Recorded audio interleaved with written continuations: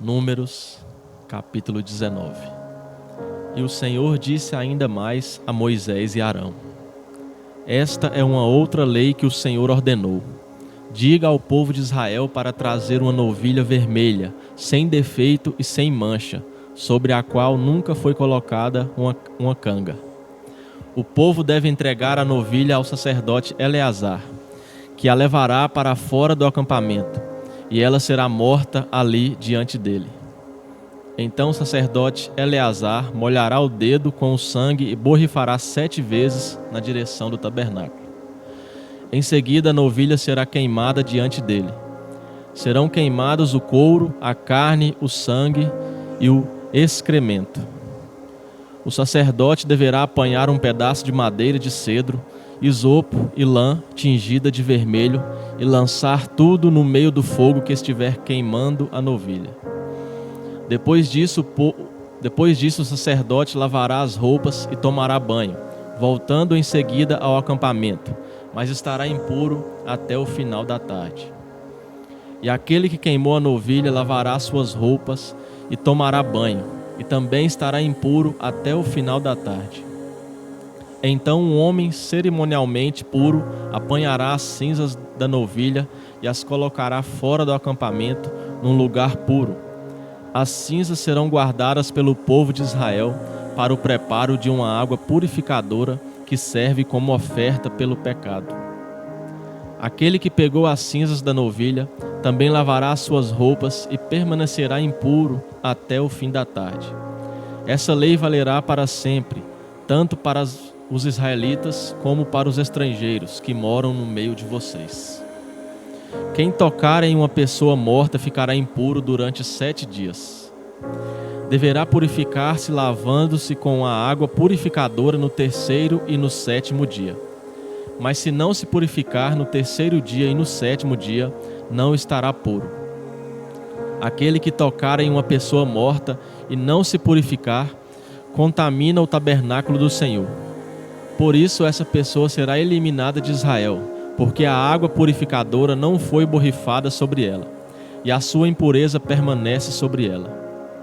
A lei é esta: quando alguém morrer em alguma tenda, toda pessoa que entrar ou estiver na tenda ficará impura por 7 dias. E todo o vaso que não estiver bem fechado ou destampado ficará impuro. Toda pessoa que for ao campo e tocar em alguém que foi morto à espada, ou em alguém que tenha sofrido morte natural, ou nos ossos de uma pessoa, ou em algum túmulo, ficará cerimonialmente impura durante 7 dias. Para essa pessoa se purificar, deve-se apanhar a cinza da oferta queimada pelo pecado e colocá-la num vaso, e depois colocar água limpa nesse vaso. Então um homem cerimonialmente puro pegará o isopo e o colocará na água e aborrifará essa água sobre aquela tenda, sobre todos os utensílios da tenda e sobre as pessoas que estiverem dentro da tenda. Borrifará também essa água sobre a pessoa que tiver tocado num osso humano, ou em algum que tenha sido morto, ou em alguém que tenha sofrido morte natural, ou num túmulo. A pessoa que está cerimonialmente pura borrifará o cerimonialmente impuro no 3º e no 7º dia. E a pessoa que estava impura lavará suas roupas, tomará banho e ficará pura no final da tarde. Mas se aquele que estiver impuro não se purificar, será eliminado do povo de Israel, porque contaminou o tabernáculo do Senhor. Ele continua impuro porque não borrifaram a água purificadora nele. Esta é uma lei perpétua. Quem borrifar a água purificadora também deve lavar as suas roupas, e quem encostar na água purificadora ficará impuro até o final da tarde. E tudo o que o impuro tocar se tornará impuro até o final da tarde. Números, capítulo 20. O povo de Israel chegou ao deserto de Zim no 1º mês, e acampou em Cádiz, onde Miriam morreu e foi sepultada. E como não havia água, o povo se reuniu contra Moisés e Arão. Discutiram com Moisés e disseram: seria melhor se tivéssemos morrido com nossos irmãos que morreram perante o Senhor. Por que vocês trouxeram o povo do Senhor para este deserto, para que nós e os nossos animais morrêssemos aqui?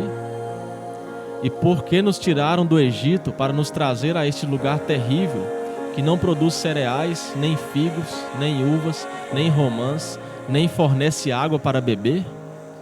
Então Moisés e Arão saíram de diante do povo, foram para a entrada do tabernáculo e se prostraram com o rosto no chão, e a glória do Senhor apareceu. E o Senhor disse a Moisés: pegue a vara de Arão e reúna todo o povo e fale a rocha diante de todo o povo, para que dela saia água. A água que você tirar será suficiente para todo o povo e para os seus animais. E Moisés fez conforme a ordem do Senhor. Ele apanhou a vara que estava diante do Senhor. E então Moisés e Arão reuniram o povo em frente da rocha. E Moisés disse: prestem atenção, rebeldes.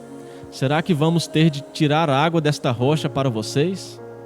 Então Moisés ergueu a mão e bateu 2 vezes na rocha com a vara, e jorrou água. E o povo e os animais beberam. Mas o Senhor disse a Moisés e a Arão: como vocês não creram em mim e não me santificaram diante do povo de Israel, vocês não vão levar os filhos de Israel para a terra que prometi dar a eles. O nome deste lugar se chamou Meribá, porque o povo de Israel rebelou-se contra o Senhor, e ele mostrou ao povo que é santo. Moisés enviou mensageiros de Cádiz ao rei de Edom, dizendo: somos descendentes do seu irmão Israel. Você conhece todas as dificuldades pelas quais passamos. Os nossos pais foram até o Egito, e ali moramos durante muito tempo. Então os egípcios maltrataram a nós e aos nossos pais. Mas quando clamamos ao Senhor, Ele ouviu a nossa voz, enviou o anjo e nos tirou do Egito. Agora estamos em Cádiz, cidade na fronteira do seu país. Nós queremos autorização para passar pela sua terra. Não passaremos por nenhuma plantação ou vinha, nem beberemos água dos poços. Andaremos apenas pela estrada principal, sem nos desviarmos para a direita ou para a esquerda, até chegarmos ao outro lado da fronteira. Mas Edom respondeu: não deixarei vocês passarem pelo meu país. Se tentarem, irei ao seu encontro com a espada. E os mensageiros disseram ao rei: andaremos apenas pela estrada principal. Se nós e os nossos rebanhos bebermos da água de vocês, pagaremos o preço dela. Nós só queremos passar pelo país. Mas Edom insistiu: não deixarei vocês passarem. E o rei convocou seu exército, que era grande e forte, para não deixar o povo de Israel cruzar a fronteira. Como Edom não deixou Israel passar pelo país, Israel se desviou dele. Todo o povo de Israel partiu de Cádiz e foi para o monte Or. Naquele monte, que também fica na fronteira de Edom, o Senhor disse a Moisés e a Arão: Arão morrerá e será reunido aos seus antepassados. Ele não entrará na terra que prometi dar aos israelitas, porque vocês dois se rebelaram contra as minhas instruções no caso das águas de Meribá. Leve Arão junto com seu filho Eleazar até o alto do monte Or.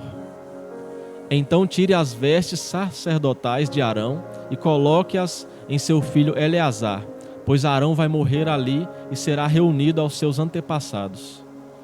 Moisés agiu de acordo com a vontade do Senhor. Todo o povo viu os 3 subindo o monte Or.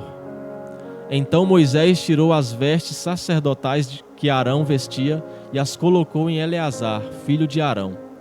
E Arão morreu ali, no alto do monte. Depois disso, Moisés e Eleazar desceram do monte. E quando o povo soube da morte de Arão, toda a nação de Israel chorou pela morte de Arão por 30 dias.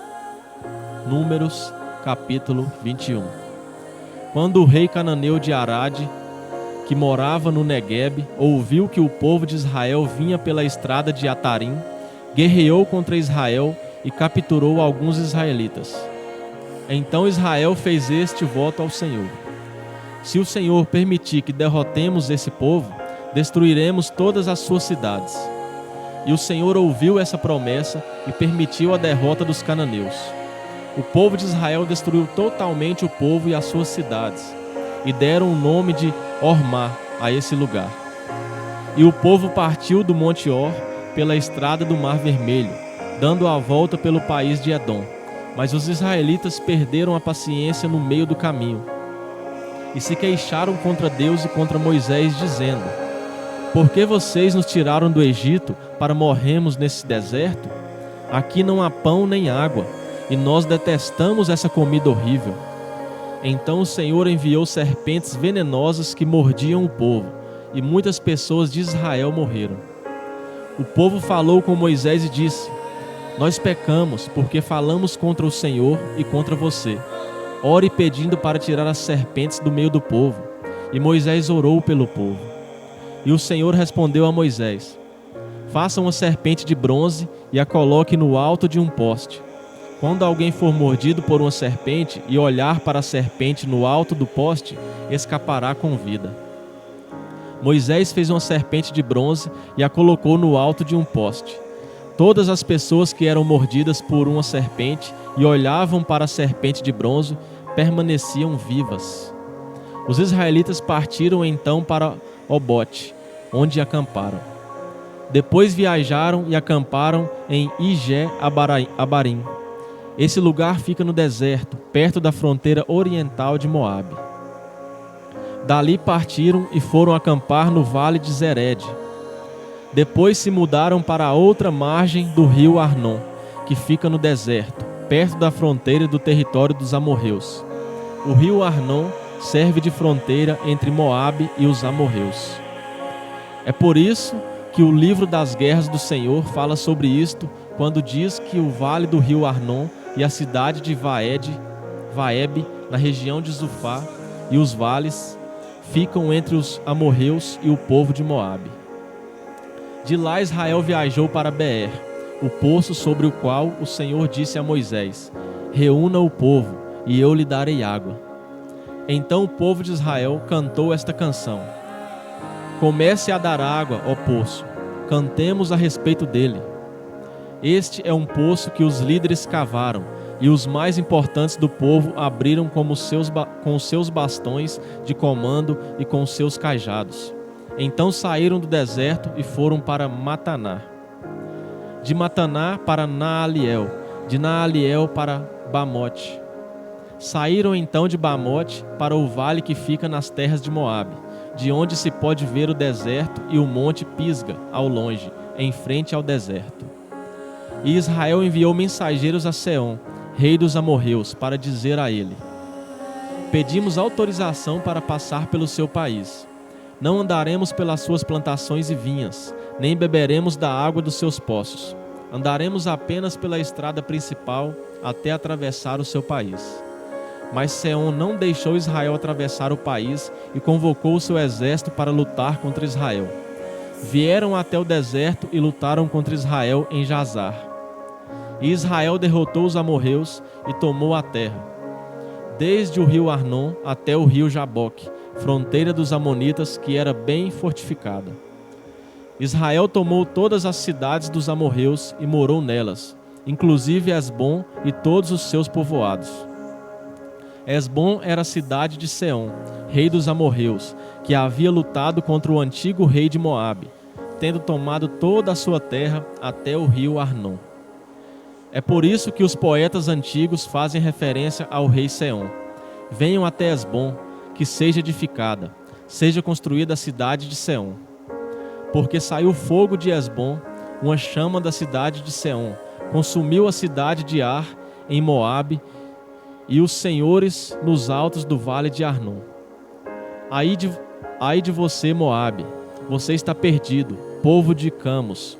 Seus filhos fugiram e suas filhas foram levadas cativas de Seom, rei dos amorreus. Mas nós os derrotamos. Esbom está destruída até Dibom. Nós os arrasamos até Nofá e Medeba. Israel morou na terra dos amorreus. Então Moisés mandou espionar Jazar, e os israelitas tomaram os povoados ao redor de Jazar e expulsaram os amorreus que moravam ali. Então voltaram e foram para a estrada que leva para a cidade de Bazã. Mas Og, rei de Bazã, convocou o seu exército para lutar contra Israel e foram lutar em Edrei.